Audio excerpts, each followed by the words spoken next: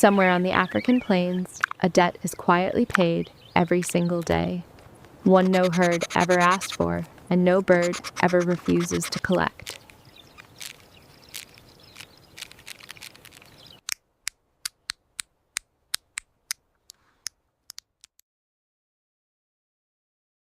Across the wide grasslands moves the wildebeest.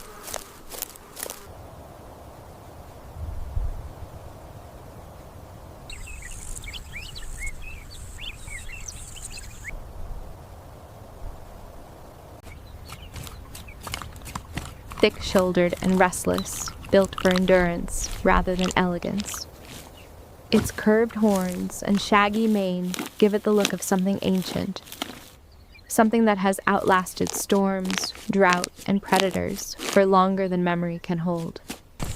From a distance, it appears untouchable, a mass of muscle driven by instinct, needing nothing beyond grass and open ground.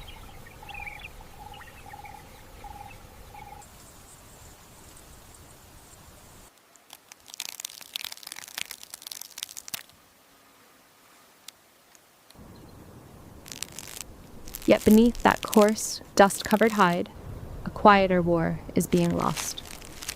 Ticks gather in the folds of skin behind the ears, along the ridge of the spine, deep within the beard, and in the warm, hidden creases where legs meet body. They cling in clusters, swelling on blood the wildebeest cannot spare, spreading irritation and disease across a body already worn thin by migration and heat. No amount of strength can shake loose an enemy this small, this patient, this impossible to fight with hooves or horns.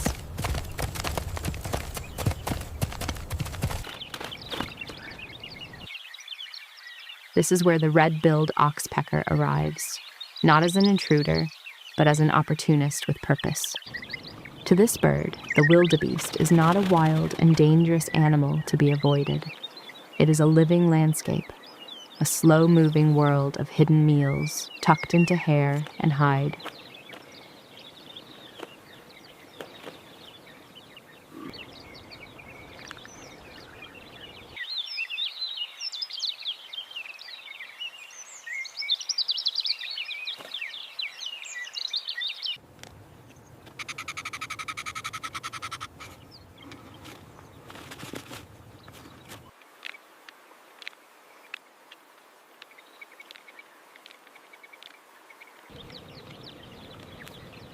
Sharp claws grip the coarse fur like small hooks, allowing the bird to hold firm even as the wildebeest shifts, snorts, or breaks into a sudden trot.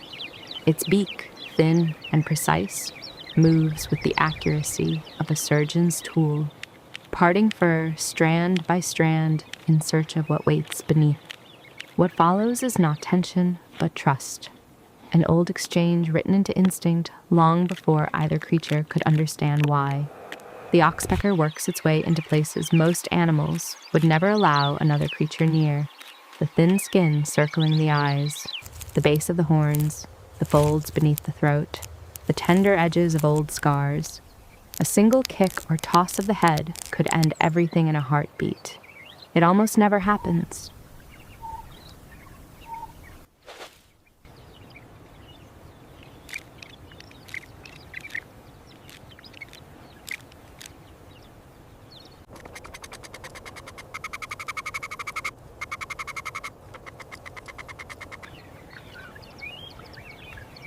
The wildebeest stands its ground, ears flicking only from habit, some deep instinct recognizing that this small weight pressing into its coat is not danger, but relief. The bird moves without hurry, shoulder to neck, neck to flank, tracing the animal's body the way a hand might trace a familiar path. Ticks vanish one by one into that narrow beak, along with fleas hiding in the mane and insects drawn to old wounds. In a single visit, an oxpecker can strip away dozens of parasites, working not for gratitude, but for the meal patiently provided in return.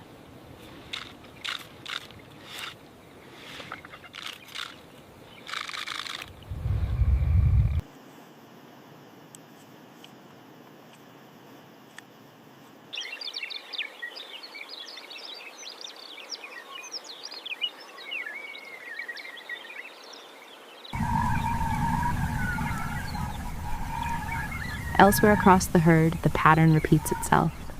Small, dark shapes ride along broad backs and lowered necks, an entire population of wildebeest unknowingly cared for by birds too small to threaten and too useful to drive away. It is not a single friendship, but a rule of the plains, quietly enforced wherever hide meets hunger.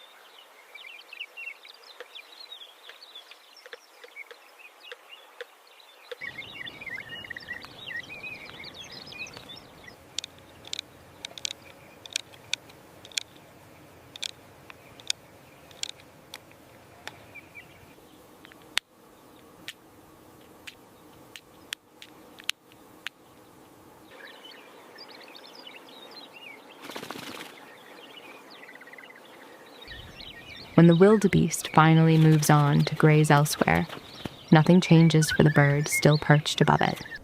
It simply rides along, feathers settled, carried toward the next patch of grass and the next opportunity waiting within reach. By the time the golden light begins to fade, something has visibly changed. The coat that once hid a slow-draining infestation now sits smoother beneath the fur, each stride a little lighter than before. The wildebeest walks on, freed from a battle its own strength was never built to win. Out here, survival does not always come from size or speed. Sometimes it comes from an unspoken agreement, carried quietly in instinct between a heavy-shouldered wanderer of the plains and the small, tireless bird that never stops showing up.